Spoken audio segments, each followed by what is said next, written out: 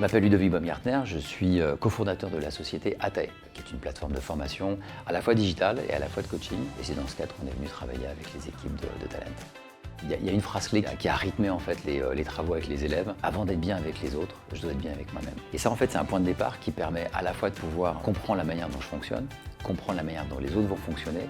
Et quand on est dans les ressources humaines, ça fait partie des choses en fait qu'on a travaillé ensemble, c'est comment est-ce que je vais réussir à établir un équilibre entre rentabilité, c'est le point de vue de l'entreprise, et mon humanité, notamment les talents et comment je les fais venir et comment je les conserve. Ce qui m'a surpris très directement, c'est la qualité du livrable qu'ils ont effectué, la résolution de l'exercice qui était en visio.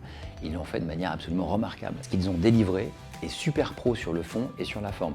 Donc moi ce que je vais garder en fait, c'est ça, c'est qu'à un moment en tant que professionnel des ressources humaines, ils ont vraiment été super bons. Donc ils m'ont bluffé et je suis trop fier d'eux. Cette semaine, on s'est concentré sur tout ce qui a rapport avec la force mentale, comment gérer nos émotions et gérer le stress devant le public. On a fait des travaux de groupe, c'était vraiment très bien puisque normalement on est en distanciel. Donc là on était tous ensemble, ça a créé comme une ambiance très très sympa. Les exercices étaient vraiment interactifs. Ludovic nous a vraiment permis d'interagir, de travailler ensemble.